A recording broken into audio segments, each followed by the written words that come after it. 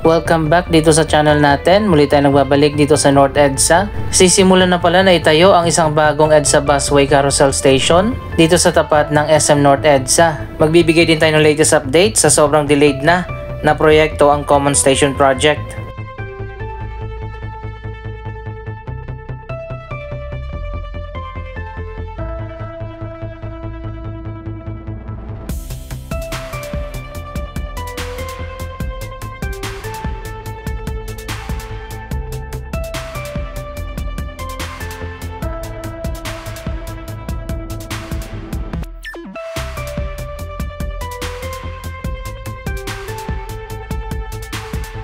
Andito tayo sa dulo ng ginagawang elevated viaduct na dadaanan ng bagong linya ng LRT Line 1. Hanggang sa ngayon 2024 na, hindi pa rin natapos ang viaduct na ito. Hindi pa rin naikonekta hanggang dito sa dulo at mukhang wala ng progress dito since December 2023.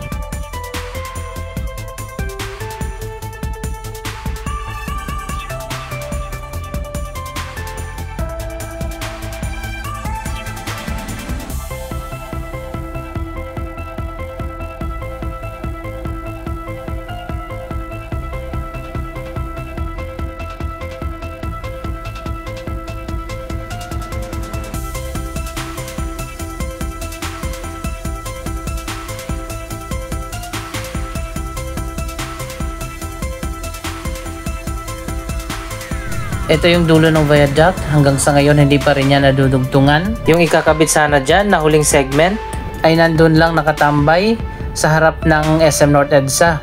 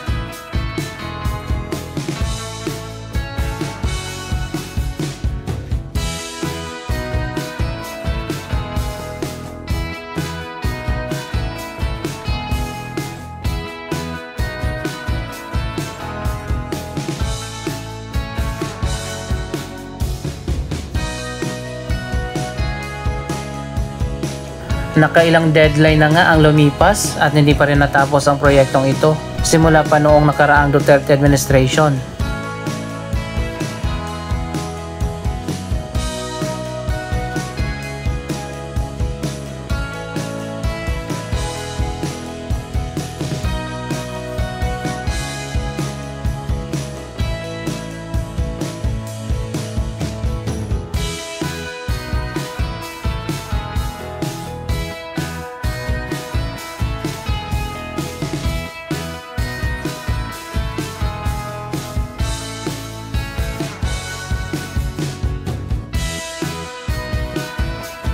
Ngayon naman isa na namang proyektong itatayo dito sa intersection ng EDSA at North Avenue, ang bagong EDSA Carousel Busway Concourse Project.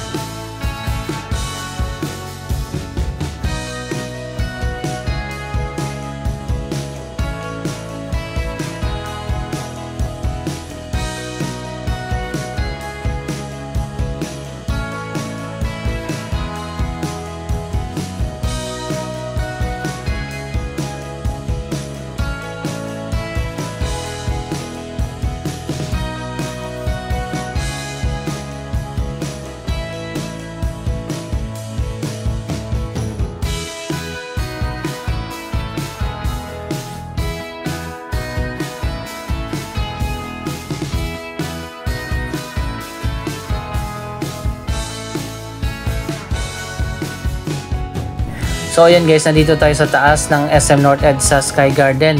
Sarado na pala dito kasi nga pinutol na o dinemolish na yung footbridge na nagko-connect sa SM North papunta dyan sa kabila sa may Emerson Building.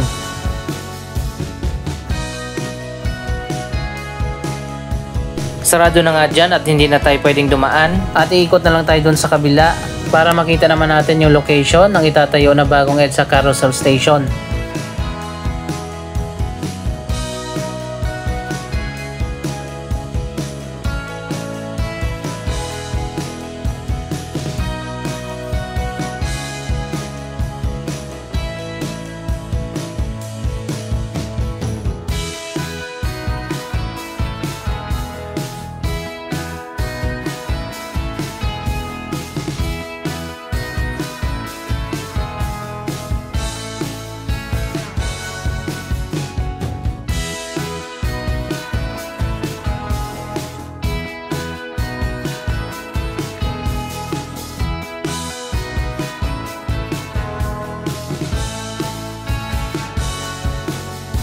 Wala pa ring progress dito sa bagong elevated viaduct. Mukhang matatagalan pa talaga ito bago matapos.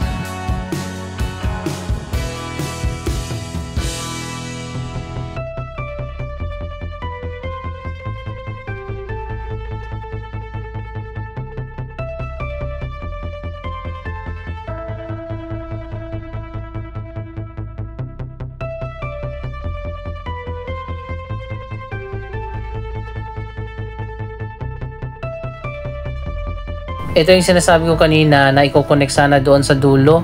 Kaso matagal na yan dyan nakatambay at hindi pa rin na i-connect sa elevated viaduct.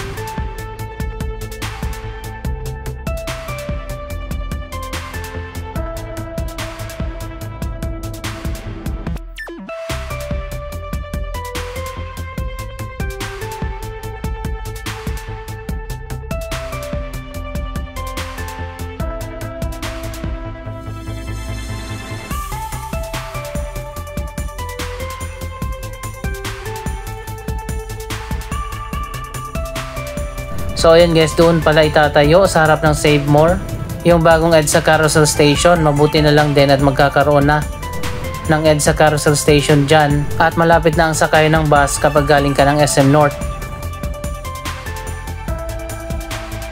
May hagdanan dito na tinanggal na rin na sa tingin ko ay papalitan ng isa pang bagong hagdanan na paakyat naman dito sa Common Station.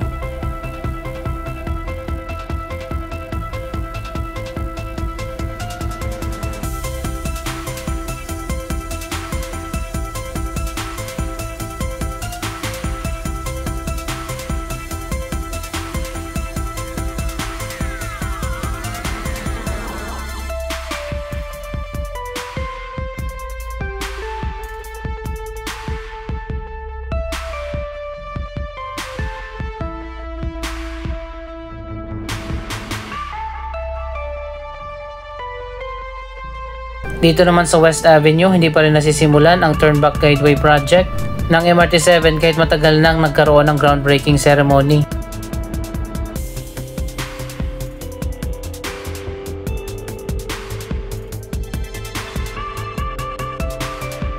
Ito yung dating footbridge at pinutol lang nga at dinemolish na. Connected yan doon sa SM North Sky Garden. Papalitan niya ng bagong footbridge na daanan ng mga commuters na sasakay sa bagong itatayo na EDSA Carousel Station dyan sa gitna.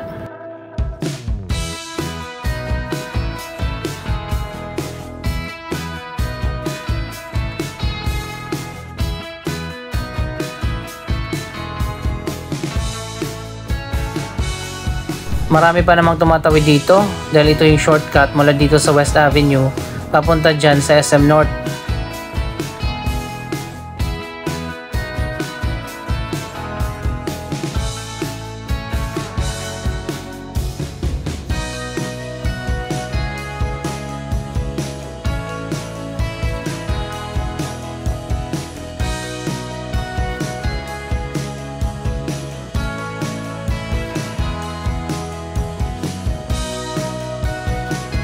Eto na nga, hinuhukay na yung Center Island para tayuan ng EDSA Carousel Station.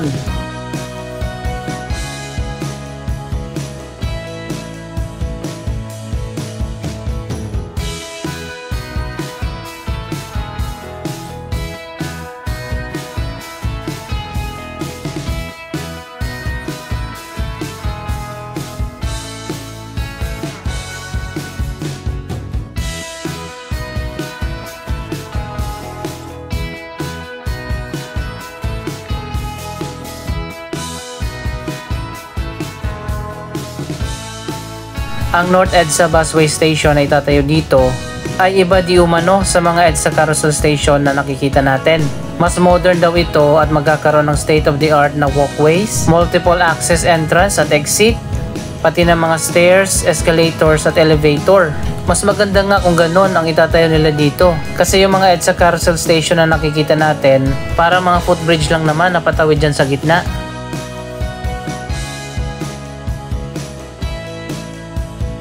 Sana nga modern na busway station ang itatayo nila dyan. Siguro bahagi na ito ng EDSA Carousel Concourse Project na pinondohan ng SM. Abangan natin sa mga susunod na update.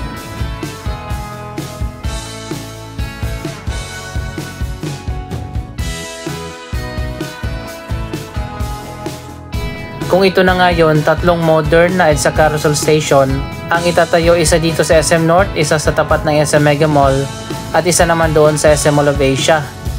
Iba pa yung EDSA Greenways Project na matagal na ring delayed ang proyekto na yon. Pero ang alam ko may billion na budget ang EDSA Greenways Project. Baka ni-realign at nilipat sa iba pang mga proyekto.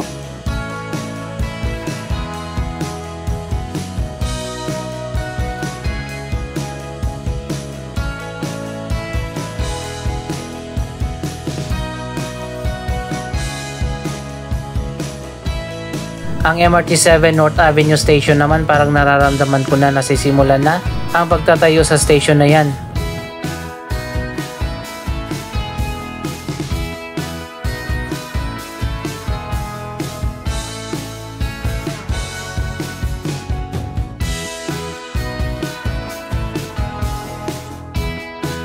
Ang elevated walkway naman na magiging daanan ng mga commuters papunta dyan sa common station at connected na rin sa Trinoma. At sa future, i-connect sa MRT-7. Malapit na rin matapos ang project na yan.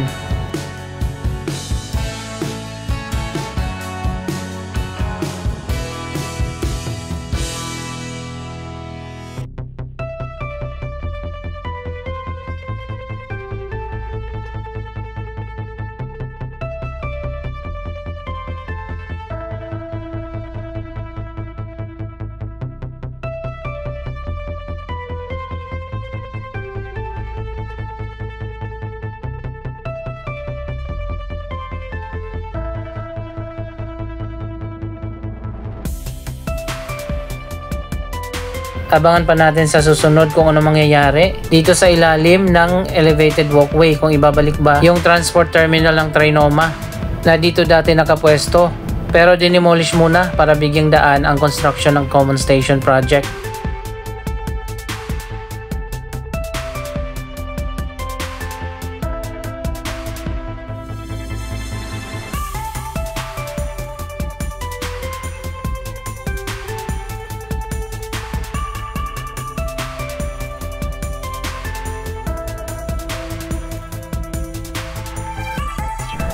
Connected na ang bagong elevated walkway sa Trinoma, pero sa ngayon sarado pa yan at hindi pa pwedeng daanan.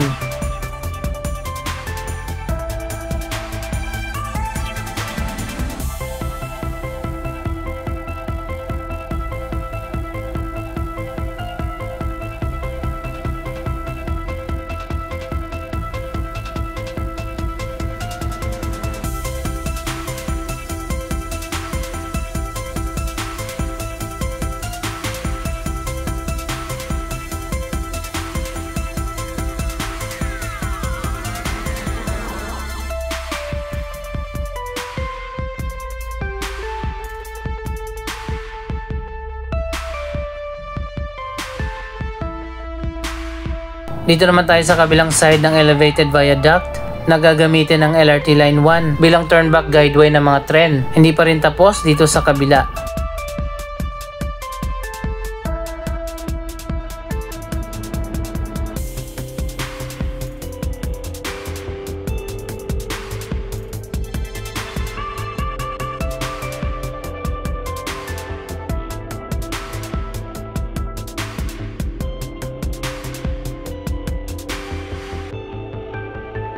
Anong masasabi nyo sa progress ng proyektong ito? Mag-comment lamang dyan sa baba ng inyong mga reaksyon. Maraming salamat sa inyong panonood. Don't forget to like, share, comment, at subscribe. Thank you for watching!